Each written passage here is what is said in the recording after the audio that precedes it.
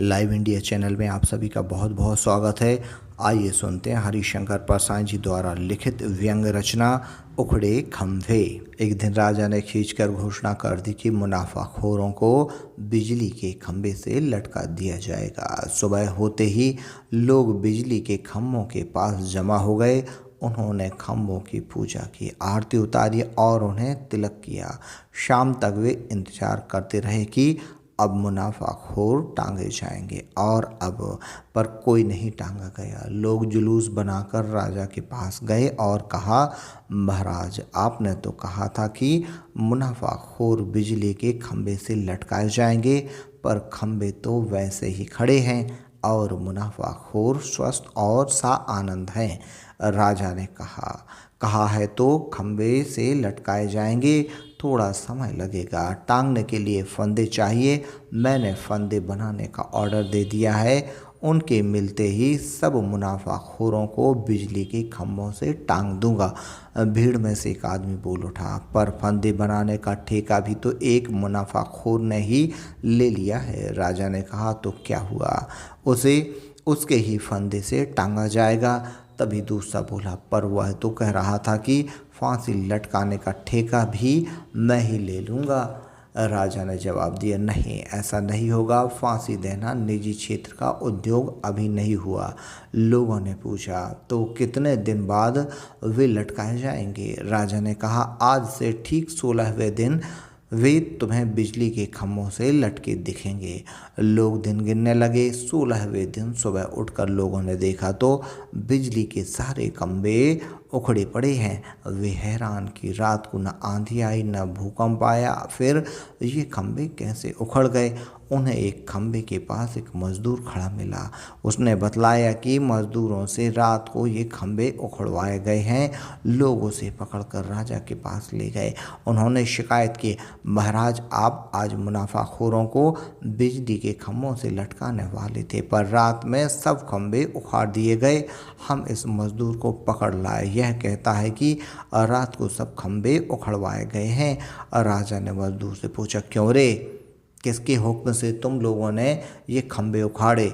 उसने कहा, सरकार, ओवरसियर साहब ने हुक्म दिया था। तब ओवरसियर बुलाया गया। उससे राजा ने कहा, क्यों जी, तुम्हें मालूम है मैंने आज मुनाफाखोरों को बिजली के खंभे से लटकाने की घोषणा की थी? उसने कहा, जी सरकार। फिर तुमने रातों रात खंभे क्यों उखड़वा दिए? सरकार, इंजीनियर साहब ने कल शाम को हुक्म दिया था कि रात में खंभे उखाड़ दिए जाएंगे। अब इंजीनियर बुलाया गया। उसने कहा कि उसे बिजली इंजीनियर ने आदेश दिया था कि रात में सारे खंभे उखाड़ दिए जाएं। बिजली इंजीनियर से कैफियत तलब की गई तो उसने हाथ जोड़कर कहा, सेक्रेटरी साहब का हुक्म मिला था। विभागीय सेक्रेटरी से राजा ने पूछा, खंभे उखाड़ने का हुक्म तुमने दिया था? सेक्रेटरी ने स्वीकार किया, जी सरकार। राजा ने कहा, यह जानते हुए भी कि आज मैं इन खंभों का उपयोग मुनाफाखोरों को लटकाने के लिए करने वाला हूँ, तुमने ऐसा दुस्साहस क्यों किया? सेक्रेटरी ने कहा, साहब, पूरे शहर की सुरक्षा का सवाल था। अगर रात को खंभे ना हटा लिए जाते तो आज सारा शहर नष्ट हो जाता। राजा ने पूछा, यह तुमने कैसे जाना? किसने बताया तुम्हें? सेक्रेटरी ने कहा, मुझे विशेषज्ञ ने सलाह दी थी कि यदि शहर को बचाना चाहते हो तो सुबह होने के पहले खंभों को उखड़वा दो। राजा ने पूछा, कौन है यह विशेषज्ञ? भरोसे का आदमी है। सेक्रेटरी ने कहा, बिल्कुल भरोसे का आदमी है सरकार, घर का ही आदमी है, मेरा साला होता है, मैं उसे हुजूर के सामने पेश करता हूँ। विशेषज्ञ ने निवेदन किया, सरकार, मैं विशेषज्ञ हूँ और भूमि तथा वातावरण की हलचल का अध्ययन करता हूँ। मैंने परीक्षण के द्वारा पता लगाया कि जमीन के नीचे एक भयंकर विद्युत प्रवाह घूम रहा है। मुझे यह भी मालूम हुआ कि आज वह बिजली हमारे शहर के नीचे से निकलेगी। आपको मालूम नहीं हो रहा है, पर मैं जानता हूँ कि इस वक्त हमारे नीचे से भयंकर बिजली प्रभावित हो रही है। यदि हमारे बिजली के खंभे जमीन में गड़े रहते तो वह बिजली खंभों के द्वारा ऊपर आती और उसकी टक्कर अपने पावर हाउस की बिजली से होती। तब भयंकर विस्फोट होता, शहर पर हजारों बिजलियां एक साथ गिरती। तब न एक प्राणी जीवित बचता न एक इमारत खड़ी रहती। मैंने तुरंत सेक्रेटरी साहब को यह बात बताई और उन्होंने ठीक समय पर उचित कदम उठाया, शहर को बचा लिया।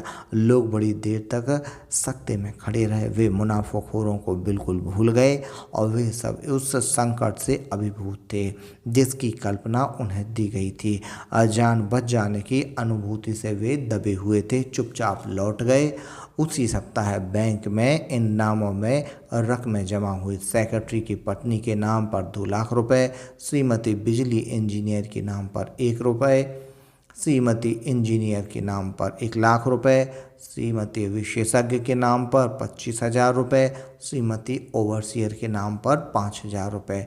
उसी सप्ताह मुनाफाखोर संघ के हिसाब के नीचे लिखी रकमें धर्मादा खाते में डाली गई, जिसमें लिखा था कोड़ियों की सहायता के लिए दान 2 लाख रुपए, विधवा आश्रम को दान 1 लाख रुपए, क्षय रोग के अस्पताल को 1 लाख रुपए, पागल खाने को 25,000 रुपये, अनाथालय को 5,000 रुपये।